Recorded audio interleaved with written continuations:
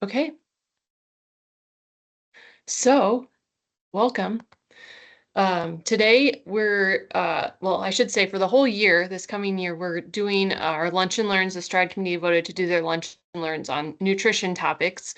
And so if you were in the fall lunch and learn, we talked about savvy budgeting and shopping when it comes to meal prep and talked a little bit about meal prep. So we're kind of segueing into that more specifically for work today and how we can make and be more cognizant about making good choices at lunch when we're at the office and what that looks like. So we're going to go over some tips and tricks on prepping our meals to bring to work as an effort to stay healthy. And if you guys have questions throughout, just unmute yourself and jump in. So of course, the first thing is why even put in the effort of prepping your meals when there's so many food choices here in Cerro Gordo County, Mason City in particular. But one, obviously it can save time. Two, can help us with our health goals and focusing on good nutrition and keeping our body well. Certainly can help us save money because we know eating out is not a cheap thing. And it certainly can improve our eating behaviors as well. And we'll talk more about what that looks like as we go through today. So kind of jumping back, if you weren't part of the fall lunch and learn, some of the things we talked about that can be helpful when it comes to prepping for lunches at work can be to shop and prep ahead, particularly on the weekends. And if you remember in last session, we talked about like prepping our proteins on the weekends that could be then reheated or used in different meals throughout the week. We talked about using AI to help us shop for things and how to be able to recognize where sales are in certain stores and help us come up with a meal plan on a budget and in certain areas we like to shop. We also talked about cutting up our fruits and veggies ahead of time if they can be saved and stored properly to be used throughout the week. So those things still apply with some of the lunch ideas that we're going to talk about is one, you have to have a plan and that includes preparation, right? So some things can be done ahead of time when you're not so pinched for time during the weekdays or those mornings when you're getting ready. Secondly, it's good to think about portions and set reminders for yourself so that you remember to bring your work or your lunches to work. A couple tips here. If you're making, we're going to talk about some examples of different things. If you're putting anything into one container to reheat or to use at work, some tips would be to put the wettest ingredients towards the bottom and your more delicate, lighter items towards the top of those containers if they're layered or stacked on top of each other. And if you can, keep any sort of the dressings or liquids in a separate container and then add them when you get to work to eat your lunch so that you don't get anything too soggy ahead of time before you're ready to use it and it tastes the best. And then, of course, try to be, oops, sorry, mistyped there, reusable containers. So if you're reheating things, I strongly use or suggest you use glass or ceramic glassware for that kind of cookware for that kind of stuff and not plastic or styrofoam. And then if you have enough dishes, it can be helpful to like portion your stuff out that you prep on the weekends into those containers so that it's easier to assemble when it comes to that morning you're heading out the door and you don't have to dish it up. So make sure you got plenty of containers, good solid containers. And that leads us to our next tip. Help make sure you invest in quality containers. There's lots of good things you can find nowadays it doesn't have to be a butter container anymore. But it'll help keep your food fresh. There's different types of containers that can help with airflow or minimizing airflow, all that kind of stuff to ensure crispness or whatever your food is needing to be. Use freezer-friendly meals. So this is a good idea too, is to sort of like batch cook or bulk cook some items and then freeze them into portions or so that you can just grab them. An easy vessel to store things in if you're going to freeze are canning jars, mason jars. A big tip though with that, if you're going to freeze anything in a mason jar, you want to make sure you use the jars that go straight up that don't narrow at the mouth because those will tend to crack. So you want to use the ones I call them wide mouth, but basically they go straight up and down. They don't have any narrowing at the lid area. Those are meant for canning, not for freezing. So try to keep that in mind. Labeling everything is super helpful, especially if you're going to freeze stuff so that you know what you're grabbing out of the freezer, because it often changes color or texture. And looking at it, maybe you might not recognize what it was initially. And then keep recipes simple. Um, the less steps there are to prepping and making things, the more likely you are to do it. And we all know that's the first step, is making time for anything, whether that's our health, nutrition, or exercise. Some things to keep in mind that are helpful when it comes to eating or prepping your own work lunches is one, focus on those macronutrients when you're prepping any sort of meal, even snacks. So does it have fat? Does it have protein? And does it have complex carbohydrates? This is a great time too to make sure this is where you're getting your water. And of course, vegetables, because that's where all our vitamins and minerals are. Working or eating lunch at work can also give you a time to be mindful about what you're eating. Some tips here would be one, to be purposeful about when you're eating lunch at work. Step away from your desk. Don't work during your lunch hour. Put away your phone. Don't be aimlessly browsing through your cell phone as you're eating. Focus on what you're eating and how you feel during your eating, and you're just going to get that much more satisfied with what you're eating and remember what you ate and find the fun in it. And then if you are a shift worker, I know we have some dispatchers and stuff, or road crew that maybe go in early or work late or overnights. It is best for your body, health-wise, if you can stick to still a normal food intake pattern. So if you're someone who does work overnight, it's still ideal to try to eat like that supper before you come into your shift, and kind of minimize your eating throughout the night and eat your breakfast when you're done with your shift in the morning, just to try to keep your metabolism and your body functioning like it wants to. Of course, try to keep your caffeinated beverages towards the beginning of your awakeful hours, and of course, drink water throughout the day. But I know some people who maybe their shifts change every couple of 3 or 4 days. And maybe they eat at nights during their shift, and then they eat at day during the day when they're at home, and that can really mess up your metabolism and cause it difficult to manage your weight. Bringing your lunch to work also is going to be a big money saver, of course. And so is that involves bulk purchasing and prepping. Certainly cheaper than buying individual meals, even if the dollar lean cuisines seem cheap. In the end, they're not that healthy. And you can still make more delicious, healthier meals for the money. Um, Homemade meals generally, like I said, are healthier. And in the long term, that leads to healthcare costs, right? If you're unhealthy. And usually leads to less food waste, because if you're bringing your leftovers to work as lunches, you have less going bad in the fridge. We talked a little bit about how to be a good shopper in the last session, but these are some of the takeaways talked about that I just threw back on there. One, use coupons, use sales. If you haven't used AI yet, put it in there. Say, hey, AI, I live in Mason City and I shop at Walmart. Show me 5 meals to make in under $50 for my family, or whatever, and it'll show you what's on sale, what to go buy, and some ideas for meals. So it's a cool tool. Make lists when you go shopping so you know you get everything. Consider store brands over name brands. Most of the time, a name brand or a company that makes name brands is also making the store brand version. So they're just putting different labels on it sometimes. Um, and then the 5, 4, 3, 2, 1 principle is that when you go shopping, if you're someone who likes to shop once a week, purchase 5 types of vegetables, 4 types of fruits, 3 sources of protein, 2 different types of fats, whether that's butters or spreads or dressings, and then a grain or a starch and or a treat.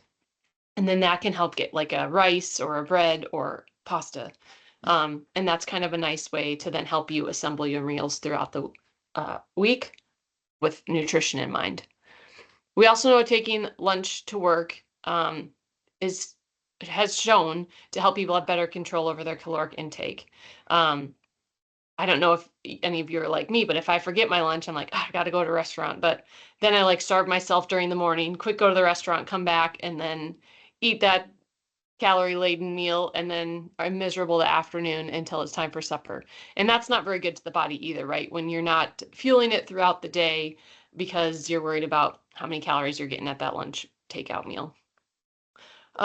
We also know that calories throughout the day and eating wise throughout the day improves our work efficiency and productivity. So we have better energy levels, better mental focus, better overall health and well-being when we're eating nutritious meals and snacks throughout our day, and prevents overindulgence. If we eat consistently and consciously, we're less likely to overeat during our non-work hours. So again, to that same example, once you get home and you're starved, then you do a lot of munching while you're making supper, which defeats the purpose of trying to eat healthy. So by fueling our body throughout the day, by bringing stuff to work, we can avoid that.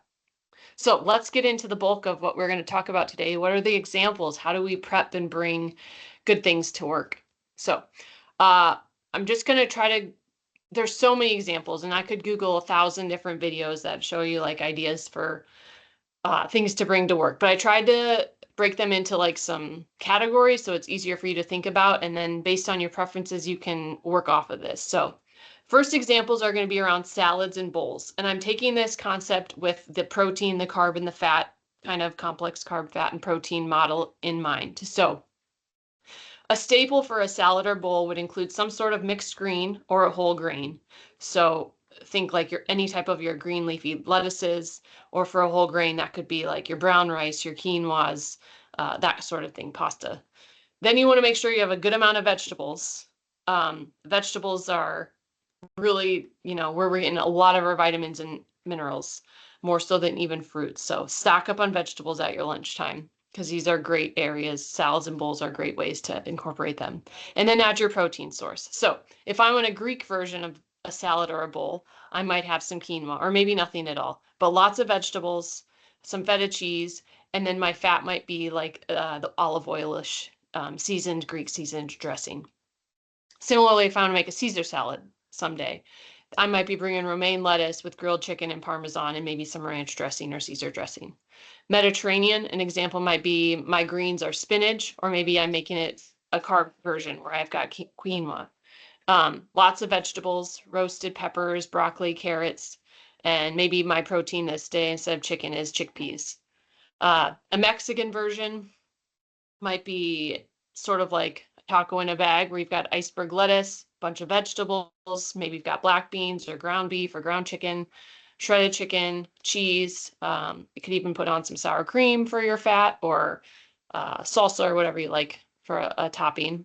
And an American version might be like a club salad where you've got your choice of lettuce, your vegetables, hard-boiled egg, or your meats, crumbled bacon or cheese, and maybe ranch dressing or an olive oil dressing or whatever you like. So just think about those. Those are easy things to do when you're stacking those kind of things. Keep the dressing on the side until you come to work, pour it in, shake it all up. You've got a nice salad or a bowl ready to go. Sandwiches and wraps are other good options, similar to a carb or a soup or sorry, the bowl or salad. You want your complex carb, you want a vegetable and a protein source. So likewise here, think about whole grain breads, whole wheat tortillas or pitas, the types of vegetables cubed up you could put into these or shredded them. And then your protein sources. It could be tuna and yogurt or tuna and mayo, turkey, ham, and cheese, maybe hummus and cheese. Maybe it's an egg salad sandwich or a tuna salad sandwich, a grilled chicken wrap. Think about lots of different protein sources there. Some ideas for soups. I know a lot of us like to freeze soups or cook it in bulk and then freeze it, and that's a great idea. Chilies reheat really well at lunch. Beef and vegetable stews and starchy soups like potato or squash, those kind of things work really well. Also, if you're in a pinch, there are a few different good versions of like packet soups that you just add water to at work and boil in a crock pot. And I know many of us have crock pots, so you could bring it to work, and some workstations even have crock pots. But Bear Creek makes a lot of good and gluten-free versions of soup packets. Lipton has quite a few, and even Bob's Red Mill has some if you're looking for particular ones. Another idea would be like a noodle bowl with vermicelli. So if you take a mason jar before you head to work and you put a little bit of like chicken or beef broth powder in the bottom, layer on maybe chicken or whatever protein source you want, some cubed up vegetables, and then put those noodles on top, take it to work, and then boil some water in the microwave and pour it over top of those noodles. They cook like in an instant, and then you can mix it up and you've got like a little vegetable noodle soup. which is super easy. So those are something to think about too. Those are likely probably by the Asian foods. Some snack ideas would include, again, we want to keep that focus around the fat, the protein, and the complex carbs still when we're eating snacks. You know, don't let it just all be carbs. I think back to my early years of working here, and I feel like I only ever snacked on like Ritz crackers or graham crackers or things like that. And I didn't have any protein or fat with any of that, and how terrible that was looking back. But here's some ideas that are easy. Apple and some sort of butter, nut butter, almond butter, peanut butter, that kind of stuff. Vegetables in a dip. It could be a yogurt-based dip. It could be a hummus-based dip. Vegetable dips have fat and protein in them. Greek yogurt and berries, or Greek yogurt can be mixed with many other things, crackers, breads, that kind of stuff. Hard-boiled eggs with crackers. Chocolate milk is a great one because it's got a nice blend of protein, fat, and carb. This is a great option, particularly if you're someone who's heading to the gym to work out after work, or you want to have a snack after your workout. Chocolate milk's a quick, easy snack. Nuts and yogurt, make an adult Lunchable. You know, cut up some turkey, some crackers, some veggies and cheese, and bring it in your little tote or container. Whole wheat toast, and then top it with some sort of protein fat combo, whether that's an avocado spread, peanut butter, maybe a fried egg, or boiled egg cut up with salt and pepper or something. Cottage cheese and fruit and vegetables are good options too. Cottage cheese has a huge amount of protein and a decent amount of fat if you get the higher fat content cottage cheeses. And of course, your carbs coming from fruit and vegetables. So some simple snack ideas where it's not just chips or crackers, obviously. Takes a little bit of work, but not a lot of prep. So it's mainly just making sure we buy these things, not necessarily that we have to cook or prep anything for these snacks. And again, the big thing is we just got to prep this stuff, right?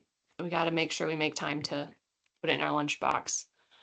So here's an idea quick for like your first week of trying to prep your meals. So what I would suggest is on a Sunday night, cook up a few chicken breasts if it's just yourself. And then you have 5 different options for the coming week. You could make a Mediterranean bowl the first day, could turn that into chicken salad and throw it in a pita the second day. Maybe you grab a packet of tuna and change it up and have tuna salad over some leafy greens on Wednesday. Go back to your chicken and make a Greek bowl, like we talked about earlier. And then maybe on Friday, something different. Maybe you bought chickpeas too, and you could have a chickpea salad sandwich or something like that. Or maybe it's a soup or something like that. So it doesn't have to be hard. Also, definitely bring your leftovers. Leftovers are even better than going out to the restaurant most of the time. So cook extra if you need to at night so that you have something left for the next day. That can be a huge saver as well. So don't frown on leftovers.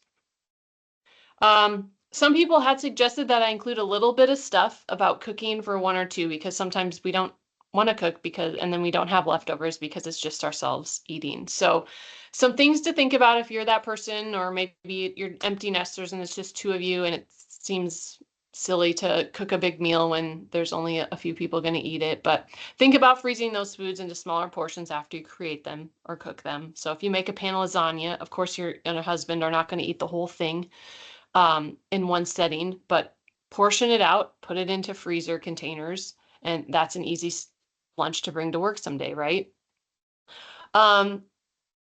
Similar to when we prepped our proteins on Sundays, think about repeating a protein throughout the week.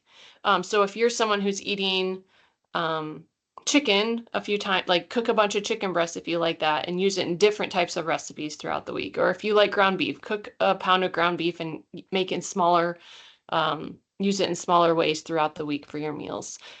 Using smaller appliances can also be helpful, like invest in an air fryer. They typically have smaller serving size recipes that come with them in a little cookbook. Toaster ovens or pressure cookers can be helpful rather than using a big oven or something like that. A couple ideas to consider if you're someone who's like, I don't want to ground a whole pound of hamburger or whatever. Like when you go to the store, buy frozen hamburger patties or frozen sausage patties. And then when you need to, maybe you want to make something with just a little bit of hamburger, smash that up when you're cooking it over the stove into ground hamburger or ground sausage or whatever, and use it that way. I do that quite often when I try to make egg burritos or omelets or whatever like that, and I don't want to waste a whole pound of sausage. I'll just, pull out a sausage link or a sausage patty or whatever, and that's a one serving thing I can transform. Google this. I mean, the internet, literally. There's no excuse not to know what to cook for one or two people. A few good sites, One Dish Kitchen and Dessert for Two, have great recipes that are condensed to the serving sizes for 1 to 2 people. So if you are lost, those are two sites you could look to for ideas. And then think about like what you're cooking in. Ramekins, like smaller containers, cookwares can be helpful. Muffin tins. So like I mentioned, instead of making a giant egg bake, put that egg bake into muffin tins, and then you've got little servings that you can pop out and take when you need to work or whatever. So plenty of recipes and things to Google when you're trying to think about what to bring to lunch or cook for yourself if you're by yourself or with just a few people at home. So I think the big takeaways here are: one, we just have to want to plan for what to bring, and then remind ourselves to bring it. I saw someone say that they left their car keys in the fridge on top of their lunch so that they would never forget to bring them. So I don't know if that would work for fobs these days, if they would get too cold and break, but that was kind of a clever thing. And then once you get in the habit, right, it just takes habit. It takes 21 days, they say, to make it a habit. So give yourself a month to try to prep your lunches for work, and then you should be able to get the hang of it and feel a little bit healthier about what you're fueling your body with during the day. So, all right, that's the end. Who's got questions?